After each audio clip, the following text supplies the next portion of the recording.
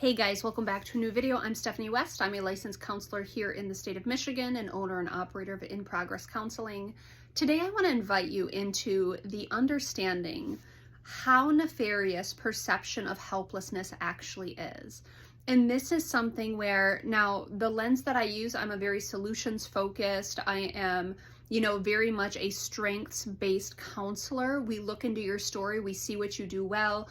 How have you gone about it, up until this point? How do we go about it going forward? That's often a part of therapy. Now, if there's a brake pedal being engaged, we deal with that. Like, is there a trauma history? Is there a cognitive distortion? Is there a coping strategy that's no longer serving us? We will tend to those, but we push the gas pedal often. And one of the reasons why that's so paramount is perception of helplessness paints such a bleak picture. And when there's a bleak picture in front of us, we can become immobilized so very quickly. And so let me run this out for you. I am sitting over the last couple weeks with several people, humans that I absolutely share such a fondness for, and they are in the bowels of despair right now. And so this is in several different stories where I'm just seeing really cruel behavior happening at their expense or in their direction. And they come in and they're shell-shocked and their eyes are wide and their mouth is agape and they're just like, I'm undone. I don't know what to do. I am undone right now because this is so cruel and this is so painful. And we sit there and we hold that. But before we leave the room, before we leave the session, I ask them a question that for some people can be so affronting. And it's never my intent for it to be so affronting. But I say to them, what are you going to do next?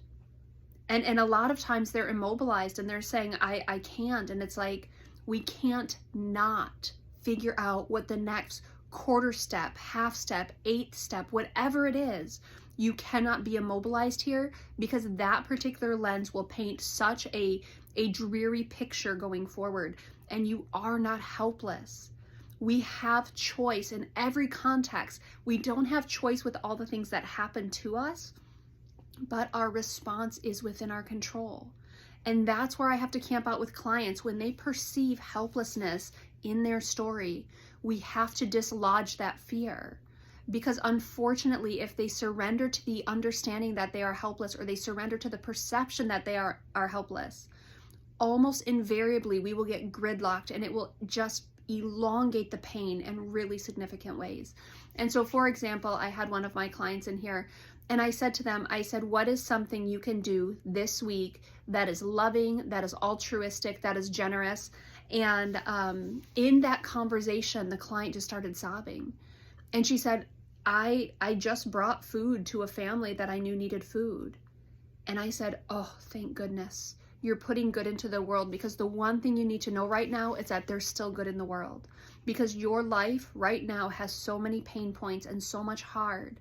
If you're the one putting good into the world in spite of the pain, you're proving to yourself that people can still move in spite of the pain. You're proving to yourself that in spite of the fear, you are not going to be gridlocked and immobilized. Now, will we be impeded in forward momentum? Of course, you are in an excruciating season, but we can't have you feel immobilized right now. So you have to be the one to put something into the world that is positive and redemptive and good. And sometimes that is a very affronting thing to say to someone in pain. But it will prolong the pain if we not only feel helpless, we become immobilized. That is not for the client's good. That is not for anybody's good in their story. As a parent, that's not good for their children. As a worker, that's not good for their work. As a brother, a sister, a son, a daughter, a spouse. It is not for your good to get gridlocked in helplessness. And so we have to find the absolute most minimal way to get movement in our stories, because perception of helplessness can gridlock and immobilize us and prolong our pain points.